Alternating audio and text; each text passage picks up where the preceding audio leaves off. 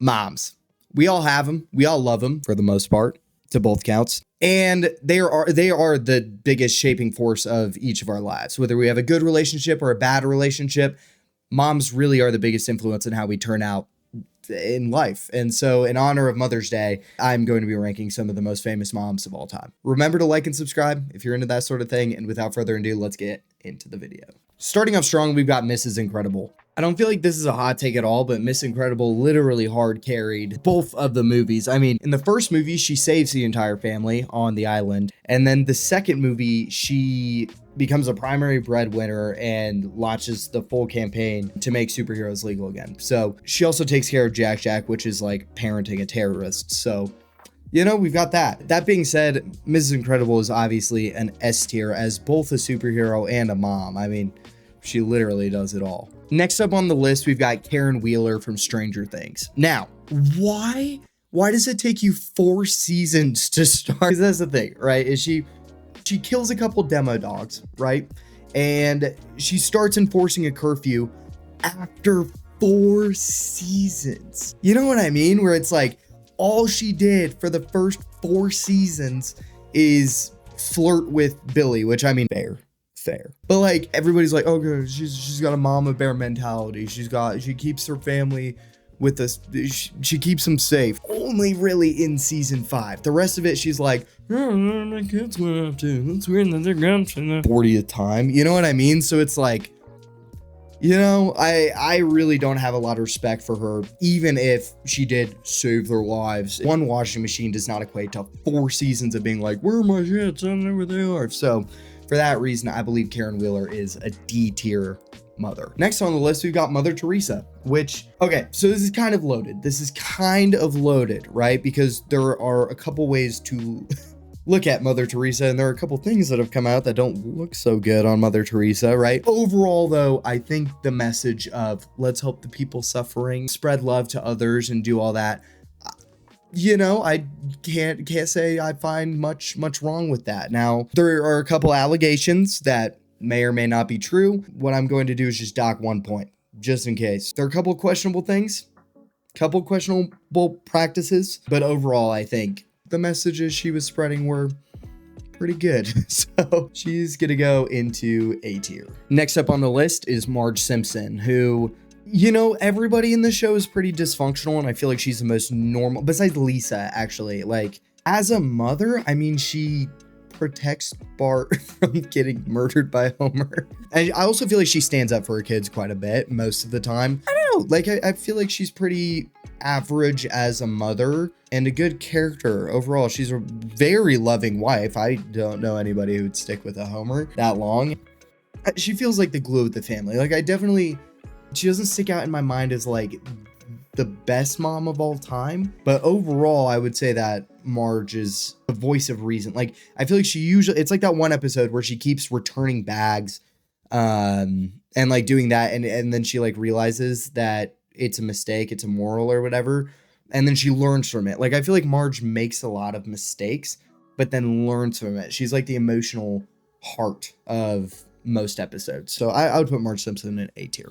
Next, we've got one of the most controversial characters of all time, which is Skylar White from Breaking Bad. I mean, man, like, she is just pretty unbearable. There's a reason why she's really hated. Like, okay, at the same time, right, we have to remember that this is a show about her husband making meth and murdering people. And so, you know what I mean? It's like, I can't blame her, but also she's the most annoying person to watch on, like, ever. Like, if it was real life, I'd be like, okay, like, that makes sense.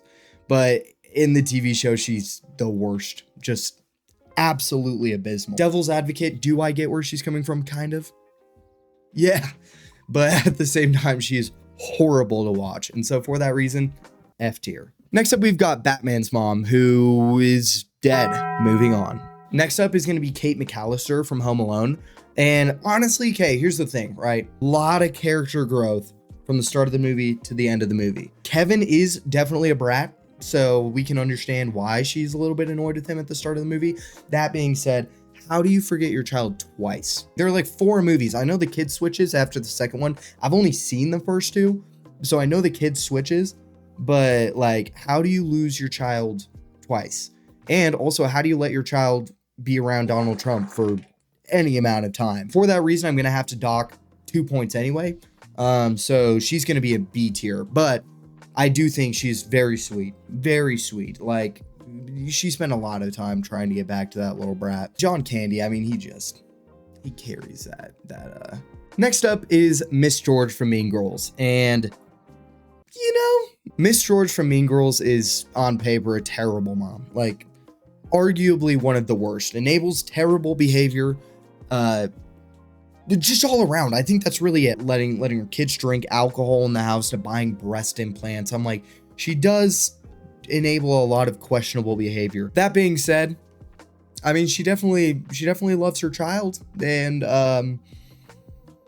in her own special destructive way. There's something to be said about that. So even though she's terrible role model and parent, I would put her in a C tier. Maybe she has a good heart with it. You know, maybe I'd put her in C tier. Moving on, we've got Lois from Malcolm in the Middle. One of the greatest moms of all time, in my opinion. Yeah, she's a little bit crazy, but everybody around her is a little bit crazy. I mean, you gotta understand, her husband has switched her calories and made her gain a ridiculous amount of weight. Her kids have caused every single crime in the book. She has the worst family of all time. Okay, besides Hal. Hal is awesome, but he's dumb. He's constantly causing chaos, constantly causing trouble, and she kind of is holding it all together. Lois is the greatest mix between harsh parenting, which is needed. I mean, let's admit it, it's needed. But also she goes to bat for her kids every single time. Like, when she defends Reese by humiliating those girls at prom night, she's always going to bat for her family. And she's always fighting for her family's dignity because they're all crazy. And she's the one who holds it all together. And so I would say Lois is easy S tier. It's funny because as a kid, I think Lois she's like a character of what I thought my mom was growing up. Like, I thought my mom was so strict and everything like that. But then as you get older, you stop saying that as much. The older I get, the more I appreciate Lois and what she does for her family, who are all crazy and stupid. Next up, we've got Lana Rhoades. One of you suggested this when I asked you on Instagram. You're a filthy little piece of shit. Next up, we have Mama Longneck from Land Before Time. I forgot about her before and forgot about that movie before making this video. Land Before Time is a childhood staple. If you haven't watched it, then you need to be put down. And honestly, like, oh, Mama Longneck. Oh, I still remember that. It got me every single time. Got me every single time as a child. I'm not gonna spoil anything. Y'all seen The Good Dinosaur? But Mama Longneck is loving, kind, raises her child right, and then saves him from a sharp tooth. She is immediately going into S tier. Next up is Lady Gothel from Rapunzel. I know she's not technically, I know she's not technically the mother from Rapunzel, but she literally did raise Rapunzel for her entire non-adult life. She has a song called Mother Knows Best. She's the mother of Rapunzel in the movie Tangled. That's okay. And she's awful. I feel like she broke a lot of rules of the Geneva Convention. I mean, taking a child, kidnapping a child, locking that child in a tower for, I don't know, 17 years, and then using that child like a sheep to get their hair, and then kills her boyfriend, Yeah, I think she caused generational trauma, and is probably the worst mother of all time. So she's going into F tier. Next, we've got Rita from Dexter. And okay, this is a loaded argument, right? Because Rita is very sweet and always stands up for her children.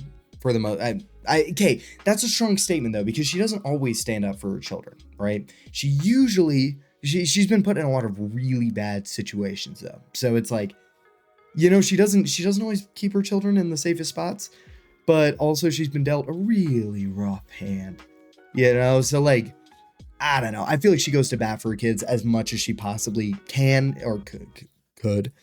So I don't know. Do I think staying with Paul and putting up with Dexter's crap is the safest thing she could have done for her kids? Oh, at the same time, I mean, I really think she did the best she could. Yeah, I think she goes into A tier. I think she's a good mom. Next up is Evelyn Wang from Everything Everywhere All at Once. And let me just say, if you have not seen that movie and you have any sort of issues with your parents, go watch it. Go watch it with them, maybe. I did that with my parents. It was spiritual. I mean, beautiful movie. I can't glaze it enough. It is beautiful. And Evelyn Wang, I mean, okay, listen.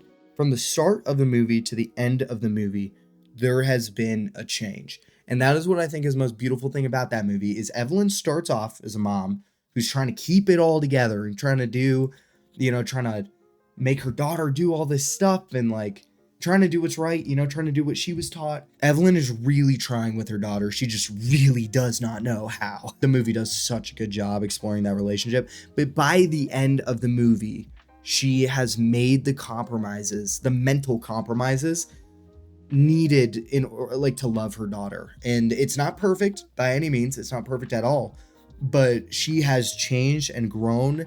And it just shows how much she loves her daughter. The sign of the greatest mothers of all time is willing to grow with your kids. And I think the movie she did a great job of doing that. So she's going in S tier. Coming in at number 15, we've got All of Your Moms. While I only know a couple of your moms, Connie's mom in particular, I think that every mother and motherly figure, which is just as important, goes into S tier. Motherly figures are the most defining parts of our lives.